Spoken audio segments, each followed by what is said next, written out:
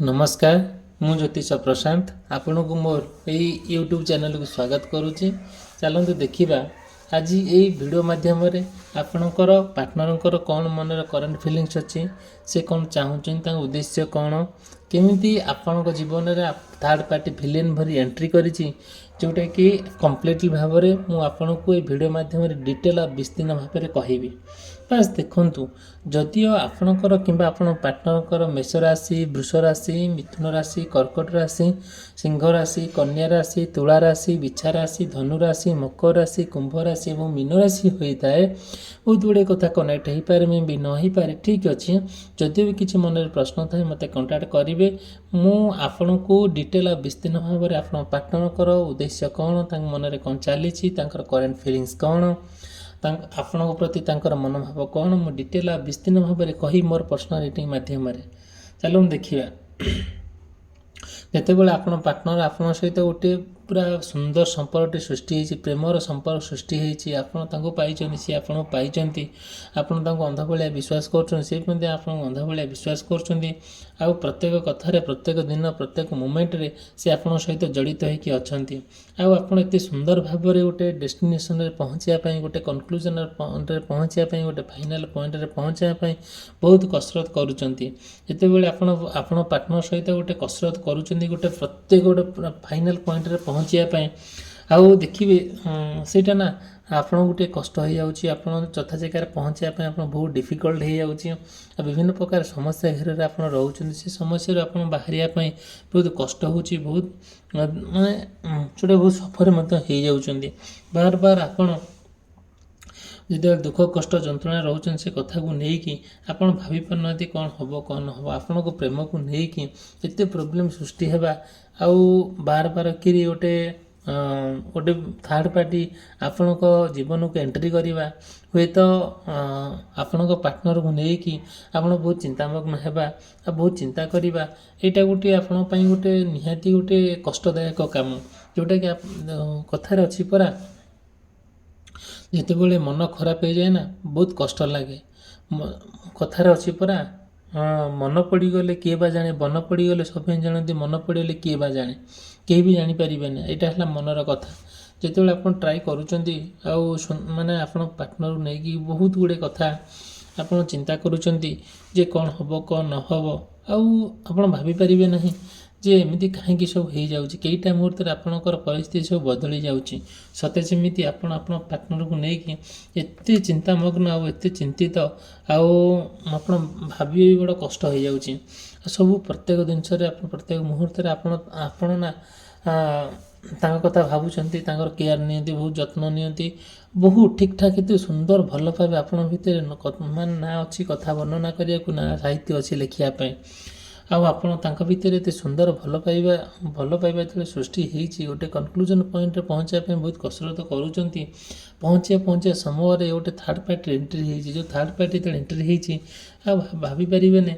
सी आसी कौन कौन आपण संपर्क को केमी पूरा छारखार करदे आप जिते प्रकार प्रपोजाल देले भी आप पार्टनर ना केबे रिसीव करने ग्रहण करने से नहांती सब बेले आप जहाँ कहते जो प्रपोजाल दौरान से पछघुंचा दौरान कि जाने कईटा भविष्य में कौन सब एमती कहीं आप भाभी पारना जो सी जो प्रपोजालटा दौरान से प्रपोजाल किसी ग्रहण योग्य नुह आप माने आपण को लगुच जो प्रपोजाल सब आप पार्टनर देले से ग्रहण कर तो पारना से कौन करेंगे तेणुक सी तो पर बुद्धि चलिए थर्ड पार्टी जहाँ कौन से हिं करुँच आपन से देखी एमती बागे सी कौन कर माने सहित व्यवहार करुँचमी चलुँच आपको भारी खराब लगे आपड़ से अच्छा सी थर्ड पार्टी सागर बसिक जाऊँ हसखुशी कर कथा जाऊँ जोटा कि आप भारी कष्ट लगुच आप धीरे धीरे देखिए से जिते कर्मरा कौन कौन सब घटी जाऊँगी आप भाभी पारे आपड़ से कथा को लेकिन बहुत दुख कष्ट जंत्रणा कालातीपात कर समय बीतौंट आपड़ जिते प्रकार आप पार्टनर कहले भी सी बुझिया परिस्थिति ना कि बुझी भी पारना सब ट्राए कर बेटर माने बेटर आपण थर्ड पार्टी जाऊ टे बेटर हो सी टे भल सहित कथा होती एमती सब कि जापार आप जन रियल भल मनीष ଯିଏ ଫାଷ୍ଟ ଯାହାକୁ ବାଛିଛନ୍ତି ସେ ଜଣେ ଭଲ ମଣିଷ। ଆପଣ ପ୍ରକୃତରେ ଆପଣଙ୍କ ପ୍ରକୃତି ହେଲା ଗୋଟେ ଭଲ ମଣିଷ, ଗୋଟେ ଭଲ ମଣିଷର ପରିଚୟ ସୃଷ୍ଟି କରିବା। ଆପଣ ପ୍ରତ୍ୟେକ ମୁହୂର୍ତ୍ତରେ ପ୍ରତ୍ୟେକ ଦିନ ଆପଣ କେୟାର କରନ୍ତି, ତାଙ୍କୁ ବିଶ୍ୱାସ କରନ୍ତି, ବହୁତ ଭଲ ମଧ୍ୟ ପାଆନ୍ତି। କିନ୍ତୁ ସେଇ ଭଲ ପାଇବାର ସେ ଅର୍ଥ ବୁଝିପାରୁନାହାନ୍ତି, ସେ କେୟାର ଅର୍ଥ ସେ ବୁଝିପାରୁନାହାନ୍ତି। ସେ ଭାବୁଛନ୍ତି ଏଇ ଯେଉଁ ଆପଣ ଯେଉଁ କର୍ମ କରୁଛନ୍ତି ଏଇଟା ସବୁ ସ୍ୱାର୍ଥପରତା।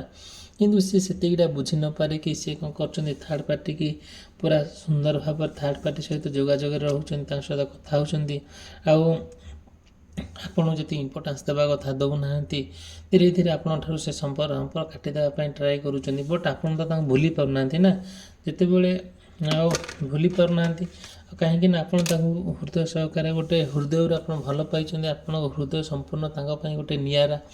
ସିଏ ବି ଆପଣଙ୍କ ପାଇଁ ସ୍ୱତନ୍ତ୍ର ଗୋଟେ ପରିଚୟ, ଯେଉଁଟାକି ଆପଣ ତାଙ୍କୁ ନେଇକି ଆଉ ସବୁ କଥା କରିବା ପାଇଁ ବି ମଧ୍ୟ ପଛଘୁଞ୍ଚା ଦେଉନଥିଲେ। ତାଙ୍କୁ ନେଇକି ଗୋଟେ ଫାଇନାଲ୍ ପଏଣ୍ଟରେ ପହଞ୍ଚିବା, ଗୋଟେ ଜୀବନର ଶେଷ ନିଶ୍ୱାସ ପର୍ଯ୍ୟନ୍ତରେ ପହଞ୍ଚିବା ଆପଣ ଗୋଟେ ପ୍ରତିଜ୍ଞା ମଧ୍ୟ ଥିଲେ। ଯେଉଁ ପ୍ରତିଜ୍ଞାର ସେ ଅର୍ଥ ବୁଝିପାରିଲେ ନାହିଁ। ସେ ସତେ ଯେମିତି କେଇଟା ମୁହୂର୍ତ୍ତରେ ଆଉ କାହାର ହେଇଗଲେ। ସେ କିଛି ଭାବିପାରିଲେନି କ'ଣ କରିବା, କ'ଣ ନ କଲେ ଉଚିତ କ'ଣ ଅନୁଚିତ ବୋଲି। ସେ କ'ଣ କଲେ, ଧୀରେ ଧୀରେ ସେ ଯେଉଁ ଥାର୍ଡ଼ ପାର୍ଟି ସହିତ ଏତେ ମାତ୍ରାରେ ଆକୃଷ୍ଟ ହେଲେ, ଏତେ ମାତ୍ରାରେ ଜଡ଼ିତ ହେଲେ ଯେ ଯେଉଁଟାକି ଆପଣ ପ୍ରତ୍ୟେକ ଦିନ ପ୍ରତ୍ୟେକ ମୁହୂର୍ତ୍ତ ଏସବୁ ଦେଖିକି ଆଉ ସହିପାରିଲେ ନା। ଆପଣ ମଧ୍ୟ ସୁଇସାଇଡ୍ ଆଡ଼କୁ ଗତି କରିଗଲେ।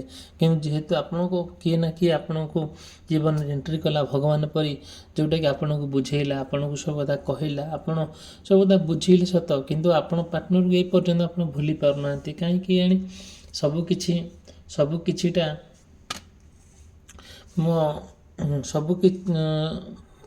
ସବୁକିଛି ପରିବର୍ତ୍ତନ ହେଇଗଲା। ଯେଉଁଟାକି ଆପଣ ଭାବିପାରିବେନି କ'ଣ କ'ଣ ସବୁ ହେଇଗଲା।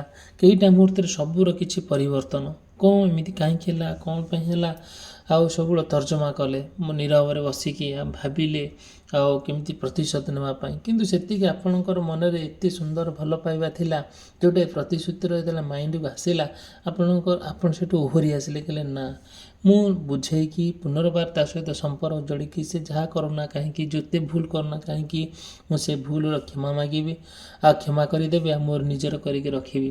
ଆଉ ସବୁକିଛି ଟ୍ରାଏ କଲେ ସବୁକିଛି ସମାଧାନ କରିବା ପାଇଁ, କିନ୍ତୁ ସିଏ ତ ବଦଳିଲେ ନାହିଁ। ବଦଳାଇବା ପାଇଁ ବହୁତ କସରତ ମଧ୍ୟ କଲେ।